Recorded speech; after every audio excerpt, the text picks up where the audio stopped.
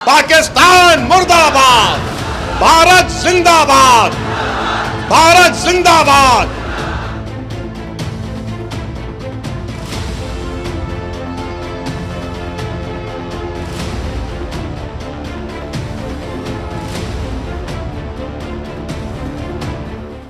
घर में घुसकर मारा, कब्र तुम्हारी खोदी है।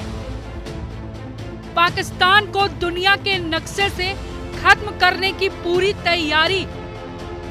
रक्षा विदेश गृह मंत्रालय ने बनाया फुल प्रूफ प्लान। तुमने सिंदूर उजाड़ा, हमने परिवार। तुमने बेटा छीना, हमने घर। तुम जन्नत में घुसे तो हम पूरे घर में। हिसाब तो बराबर नहीं हुआ, लेकिन हिंदुस्तान कह रहा है ऑपरेशन सिंदूर जारी है और जारी रहेगा। पाकिस्तान दिन रात इस खौफ में जीने को मजबूर है कि भारत का अगला एक्शन क्या होगा। ये तुम्हारा कर्म है। हिंदुस्तान के प्रधानमंत्री ने 2 टूक कह दिया था कि बदला चुन चुन कर लेंगे। ये हमारा फर्ज। 22 अप्रैल को तुमने गुनाह किया, 7 मई को हमने सजा सुनाई, हर बार समझाया कि ये नया भारत है जिसका प्रधान मोदी है। अगर तुम समझे नहीं तो अब अंजाम भुगतो। 7 मई को पाकिस्तान के 9 जगहों पर भारत ने जैश, लश्कर और हिजबुल आतंकी संगठनों के ठिकाने को बर्बाद किया तो पूरा पाकिस्तान रोने लगा। पाकिस्तान की संसद में रोना धोना शुरू हो गया। ताहिर इकबाल नाम के सांसद ने तो ये कर डाला कि हम गुनहगार हैं, हमसे खूब गलतियां हुई, लेकिन अल्लाह हमें हमारी गुनाह से बचा ले। इसमें 2 राय नहीं है मौला कि हम बड़े गुनाहगार हैं, लेकिन तेरी रहमत बहुत वसी है। तू रहमत का एक जर्रा भी भेजेगा हमारी तरफ तो इंशाल्लाह हमारी कामयाबी होगी। और दुआ करते हैं रब्बे काबा कि इस मुल्क की हिफाजत फरमा और हमें दुश्मनों पर जो है वो फकीर अता फरमा और हमें उनको सरनगू करने की ताकत अता फरमा। मैं दुआ गो हूँ आर्म फोर्सेस के लिए, पाकिस्तानियों के लिए कि अल्लाह पाक हम सब की हिफाजत फरमाए। दुश्मन और बगैरत मुल्क में डर और भय का माहौल ऐसा बन चुका है कि सांसद और मंत्री एक दूसरे को कोसने में कोई कसर नहीं छोड़ रहे हैं। एक और जनाब जो पाकिस्तान के MNA पार्टी से सांसद है, नाम है मलिक अनवर ताज। उन्होंने संसद के अंदर आवाज उठाई कि कैसे रक्षा मंत्री इंटरव्यू देते हुए झूठ बोल सकते हैं, दुश्मन के फाइटर गिराने के सबूत में सोशल मीडिया का हवाला दे सकते हैं। ऐसा बयान शर्मनाक है।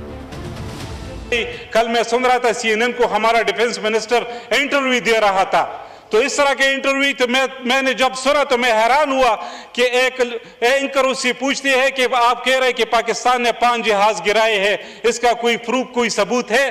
तो ये कहता है सोशल मीडिया। अफसोस की बात है, इस तरह का जवाब इसको देना चाहिए था। जहां एक तरफ पाकिस्तान में नेता 2 धड़ों में बट गए हैं, एक दूसरे पर हमला कर रहे हैं, एक दूसरे को नीचा दिखा रहे हैं, वहीं हिंदुस्तान में सब एकजुट होकर सिर्फ इतना कर रहे हैं कि राक्षसों को किसी भी कीमत पर बख्शना मत। हमेशा प्रधानमंत्री की आलोचना करने वाले AIMIM के सांसद असुद्दीन ओवैसी तक ने पाकिस्तान मुर्दाबाद के नारे लगाए।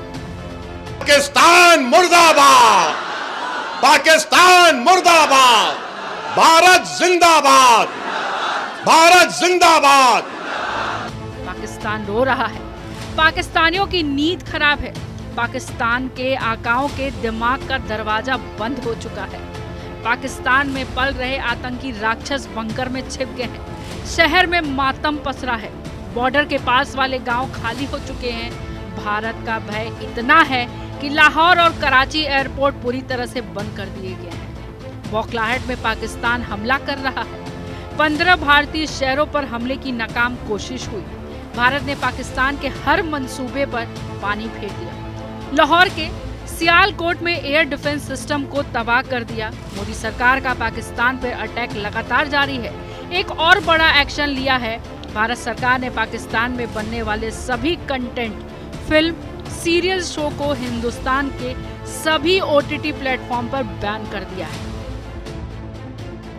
पाकिस्तान अब दुनिया के सामने बेनकाब हो चुका है। भारत के विदेश मंत्रालय ने साफ कर दिया है कि पाकिस्तान हमेशा आतंकियों को बचाता है। आतंकियों के जनाजे में पाकिस्तान की सेना भी शामिल है। पाकिस्तान के मंत्रियों ने माना है कि उनकी आतंकियों से संबंध है। पाकिस्तान का इतिहास पूरी दुनिया जानती है, उसकी पहचान आतंक के गढ़ के दौर पर है। इस बीच भारत के रक्षा मंत्री ने पाकिस्तान को सीधी चेतावनी दे दी है कि हमारी सहनशीलता अभी भी जारी है, अगर एक भी गलती हुई तो भारी कीमत चुकानी पड़ेगी। विदेश मंत्रालय ने कहा, हर हिमाकत का पाकिस्तान खुद जिम्मेदार रहेगा। अब अगर पाकिस्तान खुद को नक्शे से खत्म करना चाहता है तो ये उसकी मर्जी है, क्योंकि ये नया भारत है जहां की फौलादी फौज एक पल में पाकिस्तान को मिट्टी में मिलाने का हौसला रखती है। तो आपकी इस बारे में क्या राय है, हमें कमेंट कर जरूर बताइएगा। ब्यूरो रिपोर्ट, जनतंत्र टीवी।